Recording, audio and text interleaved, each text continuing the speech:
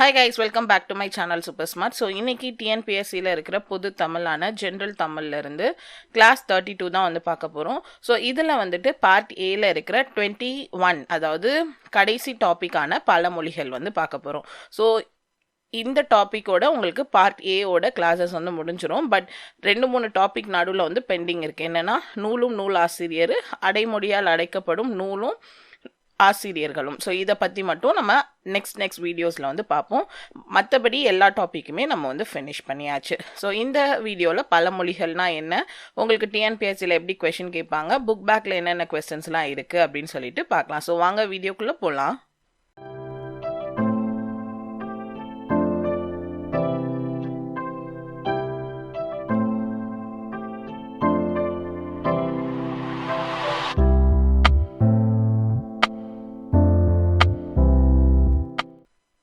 So first வந்து பழமொழிகள். So பழமொழிகள் அப்படின்றது என்னன்னு சொல்கிறாங்கன்னு பார்த்தீங்கன்னா, ஒரு வாய்மொழி இலக்கியம் அப்படின்னு வந்து சொல்கிறாங்க.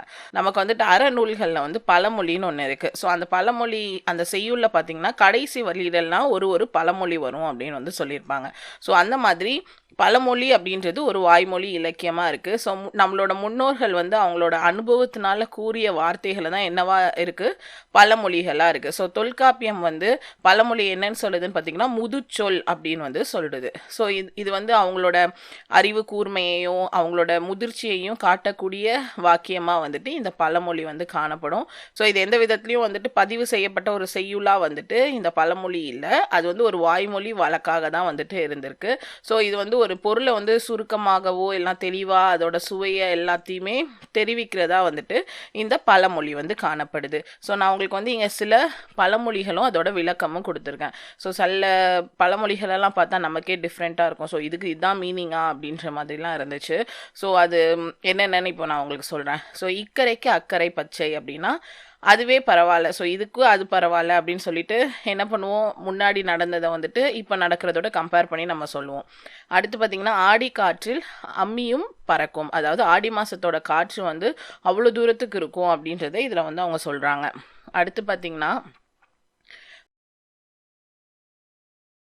யானை வரும் பின்னே மணியோசை வரும் முன்னே, அதாவது இது எது அறிவிக்குதுன்னு பார்த்தீங்கன்னா முன்னெச்சரிக்கையை வந்து அறிவிக்கக்கூடியதாக வந்துட்டு காணப்படுது. அடுத்து வந்து கல்லை கண்டால் நாயகனை காணும், நாயகனை கண்டால் கல்லை காணும். ஸோ இதை வந்து நம்ம இப்போ எப்படி மாற்றிட்டோம்னு பார்த்தீங்கன்னா கல்லை கண்டால் நாயை காணும், நாயை கண்டால் கல்லை காணும் அப்படின்னு சொல்லி சொல்கிறோம். பட் அது வந்து தவறான ஒரு ஸ்டேட்மெண்ட். பட் கரெக்டானது என்னன்னு பார்த்தீங்கன்னா கல்லை கண்டால் நாயகனை காணும், நாயகனை கண்டால் கல்லை காணும். ஸோ நாயகன் அப்படின்னு இவங்க யாரை சொல்கிறாங்கன்னு பார்த்தீங்கன்னா கடவுளை வந்து சொல்கிறாங்க. கோயிலெல்லாம் வந்துட்டு சிலையை வந்து வச்சுருக்காங்க. ஸோ அதை வந்து நீங்கள் வந்து ஒரு கல்லாக பார்த்தீங்கன்னா அது வந்து கடவுளாக தெரியாது. அதுவே வந்து ஒரு கடவுளாக நீங்கள் நினச்சி பார்த்தீங்கன்னா அந்த கல் வந்து தெரியாது. ஸோ அதை தான் வந்துட்டு இந்த பழமொழியில் வந்து சொல்லியிருக்காங்க. அடுத்து வந்து குலைக்கிற நாய் கடிக்காது, அதாவது குலைக்கிற நாய் கடிக்காது. இப்போ வந்து குறைக்கிற நாய்னு மாற்றிட்டாங்க. ஸோ அது வந்து குலைக்கிற நாய் கடிக்காது, அதாவது நம்மக்கிட்ட பாசமாக இருக்கிற நாய் வந்து எந்த விதத்துலையும் நம்மளை வந்து கடிக்காது அப்படின்னு வந்து சொல்கிறாங்க. நெக்ஸ்ட் வந்து ஆணைக்கு ஒரு காலம் வந்தால் பூனைக்கும் ஒரு காலம் வரும். ஸோ இதை வந்து இப்போ எப்படி சொல்கிறாங்க, யானைக்கு ஒரு காலம் வந்தால் பூனைக்கு ஒரு காலம் வரும்னு சொல்கிறாங்க. பட் அது வந்து தப்பு. ஸோ ஆணை அப்படின்னா என்னென்னா நம்ம வந்து இளமையான வயதில் வந்துட்டு பசுநெய்யை வந்து விரும்பி உண்ணுவாங்க. அதுவே வந்துட்டு வயதான காலத்தில் வந்து தேனை வந்து ஒரு மருந்து மாதிரி கலந்து உண்பாங்க. ஸோ இளமையில் வந்து ஆண் நெய்யையும் முதுமையில் வந்து பூநெய்யையும், அதனால ஆணைக்கு ஒரு காலம் இருக்குது, அதே மாதிரி பூநெய்க்கும் ஒரு காலம் இருக்குது அப்படின்னு சொல்லி சொல்கிறாங்க. ஸோ இந்த மாதிரி நிறைய பழமொழியும் அதோட விளக்கமும் கொடுத்துருக்கேன். ஸோ அதெல்லாமே பார்த்துக்கோங்க. விளக்கம் வந்து ஒரு பழமொழியை கொடுத்துட்டு இதுலேருந்து என்ன கருத்து சொல்கிறாங்க அப்படின்னு சொல்லிட்டு கேட்பாங்க. ஸோ அதனால் பழமொழியும் அதோட விளக்கத்தையும் தெளிவாக வந்து பார்த்துக்கோங்க. நீங்கள் பிடிஎஃப்ல இப்போ நான் காட்டும் போதே நோட் பண்ணியும் படிக்கலாம். வேணும்னா இந்த பிடிஎஃபை நீங்கள் பர்ச்சேஸும் வந்து பண்ணிக்கலாம். இதோட காஸ்ட் வந்து 10 rupees. ஸோ பழமொழிகள், ஸோ பழமொழிகளை அதோட இங்கிலீஷில் வந்து கொடுத்துருக்கேன். ஸோ ஒற்றுமையே பலன்னா யூனியன் இஸ் ஸ்ட்ரென்த், ஒன்றுபட்டால் உண்டு வாழ்வனா united we stand, divided we fall, யானைக்கு அடி சறுக்கும்னா a good marksman may miss. So இந்த மாதிரி இன்னும் நிறையா பழமொழிகள் கொடுத்துருக்கேன். ஸோ அதுக்கு இங்கிலீஷில் என்ன இருக்குது அப்படின்னு சொல்லி பார்ப்போம்.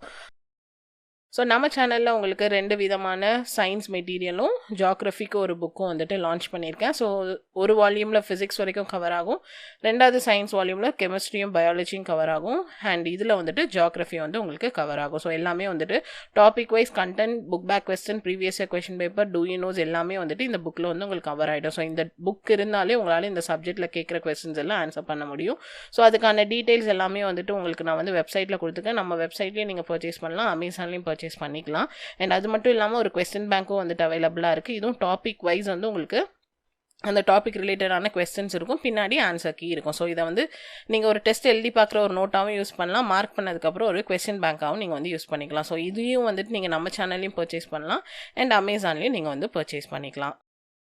ஸோ இது இப்போது தேர்வில் கேட்ட கொஸ்டின்ஸ் வந்து பார்த்துட்டு புக் பேக்கில் கேட்ட சில கொஸ்டின்ஸ் வந்து நான் உங்களுக்கு வந்து இப்போ காட்டுறேன். ஸோ தேர்வில் கேட்டது எந்த தேர்வுன்னு பார்த்தீங்கன்னா டிஎன்பிஎஸ்சி குரூப் 4 2022 கொஷின் பேப்பரில் கேட்டது. சிலை மேல் எழுத்து போல அப்படின்ற பழமொழியில் என்ன பொருளை வந்து சொல்ல வராங்க அப்படின்னு சொல்லி கேட்டிருக்கு. ஸோ சிலை மேல் இருக்கிற எழுத்து, ஸோ சிலையில் வந்து நீங்கள் பதிக்கிற எழுத்து வந்து என்றைக்குமே அழிஞ்சு வந்து போகாது. அது எதை வந்து குறிக்குதுன்னு பார்த்தீங்கன்னா நிலைத்து நிற்கிற தன்மையை வந்து குறிக்குது. ஸோ சிலை மேல் எழுத்து போல அப்படின்றதோட பொருள் வந்து நிலைத்து நிற்கிற தன்மையை வந்து குறிக்கிறதா காணப்படுது. அடுத்து 2வது கொஸ்டின் என்னன்னா, கீழ்கண்டுள்ள சரியான பழமொழியை கண்டறிக. ஸோ ஒரு பழமொழியை வேர்ட் வந்து மாற்றி மாற்றி கொடுத்துருக்காங்க. உங்களுக்கு அந்த பழமொழி தெரிஞ்சாதான் நீங்கள் இதை வந்து கரெக்டாக வந்து செலக்ட் பண்ண முடியும். இங்கே பார்த்தீங்கன்னா தெய்வம் ஒன்று நினைக்கும், நாம் ஒன்று நினைக்க, நாம் ஒன்று நினைக்க, ஒன்று நினைக்கும் தெய்வம், நாம் ஒன்று நினைக்க, தெய்வம் ஒன்று நினைக்கும், தெய்வம் நினைக்கும் ஒன்று, நாம் ஒன்று நினைக்க. ஸோ இது ஆன்சர் வந்து ஆப்ஷன் சி தான். ஸோ நாம் ஒன்று நினைக்க, தெய்வம் ஒன்று நினைக்கும். ஸோ நம்ம ஒன்று நினச்சிட்டு இருப்போம், ஆனால் ஆண்டவர் வந்து வேற ஒன்று நினச்சி நம்ம வாழ்க்கையில் வந்து செய்வாங்க. அதுதான் நாம் ஒன்று நினைக்க, தெய்வம் ஒன்று நினைக்கும். ஸோ உங்களுக்கு பார்த்தீங்கன்னா கொஸ்டின் பேப்பரில் 2 கொஸ்டின் பழமொழியிலேருந்து கேட்குறாங்க.